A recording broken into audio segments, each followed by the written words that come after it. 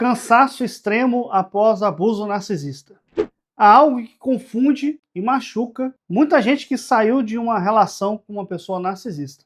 A pessoa fez a coisa certa, saiu, colocou distância e aí esperava que com o tempo ela melhoraria, que se sentiria mais leve, mais livre, com mais energia para reconstruir a vida. Só que aconteceu o oposto. O cansaço não foi embora, em muitos casos ficou ainda mais pesado, e aí vai gerando uma confusão enorme, porque a lógica diria que o fim daquele problema deveria trazer um alívio, e o alívio simplesmente não chegou. Se você está vivendo isso, ou já viveu, eu quero que você entenda o que está acontecendo, porque esse cansaço tem uma origem real, tem uma explicação, e ele não diz nada sobre sua força ou sua capacidade de se recuperar. E nesse vídeo eu vou falar sobre o que é esse esgotamento, de onde ele vem, porque ele tende a aparecer com força justamente depois que o relacionamento acaba, e o que você pode fazer para começar a sair dele. Para quem não me conhece ainda, meu nome é Anderson Contaifa, eu sou médico, especialista em clínica médica, CRM Santa Catarina 24484, RQE de clínica médica 18790, e por aqui eu produzo vídeos com conteúdos informativos que ajudam vítimas de relacionamentos abusivos a superarem os efeitos do trauma no corpo e na mente. Primeiro, eu preciso nomear o que estamos falando, porque esse cansaço costuma ser mal interpretado, inclusive pela própria pessoa que está sentindo. Ele aparece de formas diferentes. Tem gente que acorda depois de 8 horas de sono e sente que não dormiu nada. Tem gente que olha para tarefas simples, como responder uma mensagem, organizar um cômodo, tomar uma decisão pequena, e sente um peso desproporcional, como se aquilo exigisse uma energia que simplesmente não está disponível. Tem gente que para no meio do dia sem conseguir explicar o porquê, que chega no fim da tarde sem ter feito quase nada e ainda assim se sente completamente drenada, que tenta se motivar, se cobrar, se movimentar, e o corpo e a mente simplesmente não respondem. O problema é que esse cansaço muitas vezes não responde à distração, não desaparece como uma viagem, não some depois de um fim de semana de descanso, porque ele não veio de uma semana ruim, de um projeto difícil, de uma fase de pressão no trabalho. Ele veio de algo muito mais longo e muito mais profundo, e é isso que ele faz, que deixa ele tão difícil, tão diferente do cansaço comum. Um cansaço comum some quando o estressor some, e esse muitas vezes aumenta quando o estressor some, não é mesmo? Para entender de onde veio esse esgotamento, preciso olhar para o que estava acontecendo dentro do relacionamento. Não só nos momentos de conflito aberto, mas no dia a dia ali comum, nas horas aparentemente tranquilas. Viver ao lado de uma pessoa narcisista exige muito trabalho, que é um trabalho invisível, que é constante. A maioria das pessoas que passa por isso só vai perceber esse trabalho depois que ele termina, e aí o peso de tudo aquilo vai cair de uma vez. E o que é esse trabalho? É um monitoramento permanente do humor da outra pessoa, acordar de manhã e antes de qualquer coisa já está tentando ler o ambiente, né? Como que a outra pessoa está hoje, acordou bem, tem algo no ar. E esse radar ele não desliga, ele funciona 24 horas por dia, inclusive durante o sono. É uma antecipação constante, pensar 3 passos à frente para evitar um conflito, uma explosão, uma frieza súbita, calcular o que falar, como falar, o momento certo, o tom certo, ensaiar conversas antes de tê-las, rever conversas depois de tê-las, procurando onde errou. É a supressão do próprio estado interno, deixar de sentir o que sente, ou pelo menos de demonstrar, porque demonstrar pode custar caro. Engolir a raiva, segurar o choro, disfarçar o medo, minimizar as próprias necessidades para não gerar um atrito. E tem ainda algo que poucas pessoas reconhecem, que é a pessoa que vive esse relacionamento, muitas vezes acaba regulando emocionalmente os dois, né? Não só a si mesmo, ele gerencia o próprio estado interno e ainda tenta estabilizar o estado da outra pessoa, acalmando, contornando, absorvendo, oscilando, e isso duplica o gasto energético de qualquer interação. Tudo isso junto, o monitoramento, a antecipação, a supressão, a regulação dupla, cria um estado de alerta que não tem pausa. O sistema nervoso aprende que o ambiente é imprevisível e potencialmente ameaçador e passa a trabalhar no modo de vigilância contínua, e esse modo de vigilância consome uma quantidade enorme de energia, energia que a pessoa não vê saindo porque vai embora em pequenas doses o tempo todo, sem um momento dramático para poder marcar a perda. É por isso que quando o relacionamento acaba, o tanque está vazio há muito tempo, a pessoa só não sabia porque estava ocupada demais tentando sobreviver no dia seguinte. E por que piora depois que acaba? Isso é o ponto que mais confunde e o que muitas vezes leva a pessoa a questionar a própria decisão de ter saído.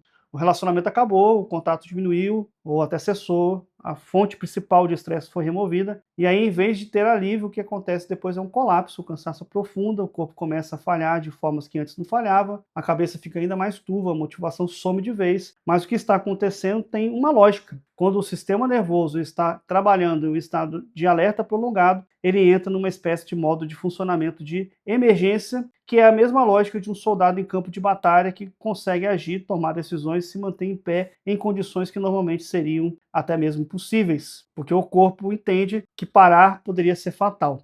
O problema é que esse modo de emergência tem um custo adiado. O corpo não cobra a conta ali durante a crise, ele cobra depois. Quando a ameaça cessa, quando o relacionamento termina, quando a pessoa realmente se afasta, o sistema nervoso entende que agora é seguro parar. E parar depois de tanto tempo em alerta máximo parece um colapso, porque em certo sentido é mesmo. O corpo finalmente está processando tudo aquilo que foi acumulado e não pôde ser processado enquanto a pessoa estava ali naquele modo de sobrevivência. E isso explica por que o sono piora justamente quando a vida deveria estar mais tranquila, porque a ansiedade, de forma paradoxal, pode aumentar depois de um término de um relacionamento abusivo tóxico narcisista. Porque as memórias e emoções que estavam represadas começam a vir à tona com mais força, o corpo não está falhando, o corpo está pela primeira vez em muito tempo tentando se reorganizar, só que a reorganizar um sistema que esteve em desequilíbrio por meses e até anos não acontece da noite para o dia e o processo no início pode piorar antes que ele comece a de fato melhorar. Entender isso não torna o processo menos difícil, mas tira o peso enorme de cima da pessoa.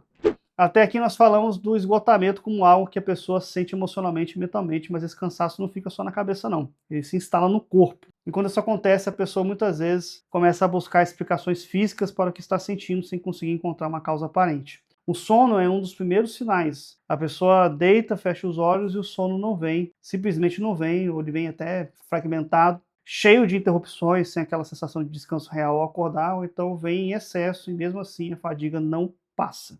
O corpo está dormindo, mas não está restaurando. Também aparecem dores de cabeça frequentes, tensão no pescoço e nos ombros, dores musculares sem uma causa clara. O corpo carrega fisicamente aquilo que a mente esteve segurando por tanto tempo. E essa tensão acumulada precisa ir para algum lugar. E a digestão também pode mudar. Estômago embrulhado, intestino irregular, aquela sensação de desconforto abdominal que vai e vem. Sem aquele padrão definido, o sistema digestivo é extremamente sensível ao estado do sistema nervoso e quando um está desregulado, o outro costuma responder. A concentração também fica comprometida, a pessoa tenta ler, assistir a algo, acompanhar uma conversa e percebe que não está conseguindo reter nada, a memória falha em coisas simples e há uma névoa mental que torna tudo isso mais lento e mais custoso do que deveria ser. E junto com isso, muitas vezes aparece uma apatia que a pessoa não sabe muito bem como nomear, coisas que antes davam prazer, deixam de dar prazer, a vontade de interagir com outras pessoas diminui, o mundo parece ter perdido um pouco até da sua cor para essas pessoas. Depois de entender o que esse cansaço é e de onde ele vem, a pergunta natural é o que eu faço com isso. Eu quero trazer algumas orientações que são concretas, acessíveis e que podem fazer a diferença real. Sem prometer que é simples, porque não é, mas também sem deixar a pessoa sem nenhuma direção. A primeira orientação é parar de tratar esse cansaço como uma fraqueza a ser vencida.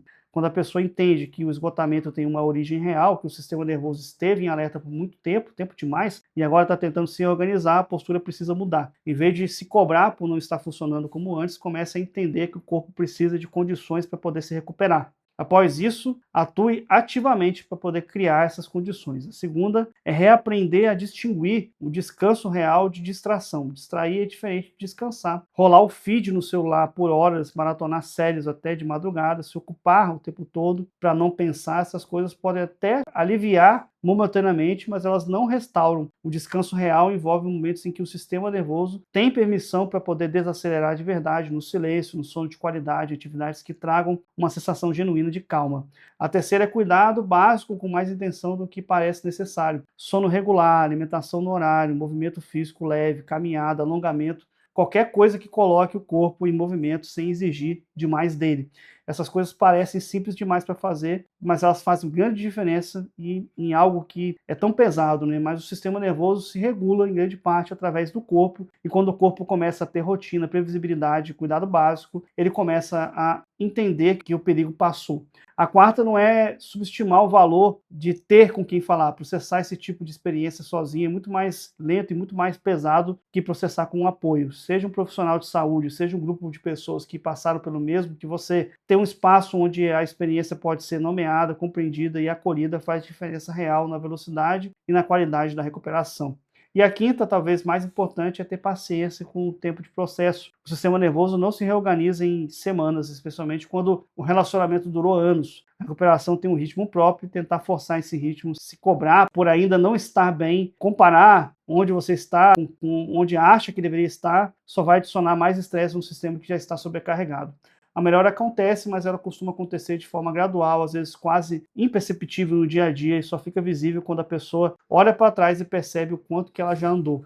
Se você se reconheceu no que foi dito aqui e sente que precisa de um acompanhamento mais próximo, eu faço consultas médicas totalmente online, com segurança e sigilo e sem precisar de sair de onde você está. Como médico, especialista em clínica médica, eu trabalho com pessoas que estão vivendo exatamente isso e que foi descrito aqui no vídeo: impacto físico e clínico em relacionamentos abusivos no organismo. O link para poder agendar está passando aqui na sua tela e também está logo aqui abaixo na descrição desse vídeo. Agora, se você prefere algo que possa fazer no seu próprio tempo e ritmo, o programa Quebrando as Algemas é um curso estruturado com aulas em vídeo e exercícios práticos, pensado para quem quer entender o que viveu e construir um caminho real para a recuperação. Você também pode encontrar o link aqui abaixo na descrição desse vídeo. Se você quiser continuar se aprofundando no tema antes de qualquer decisão, eu tenho artigos no meu blog em www.quebrandosalgemas.com.br/blog, onde eu abordo esse e outros temas que são assuntos de muito cuidado, que eu tento trazer aqui de uma forma mais até científica no blog.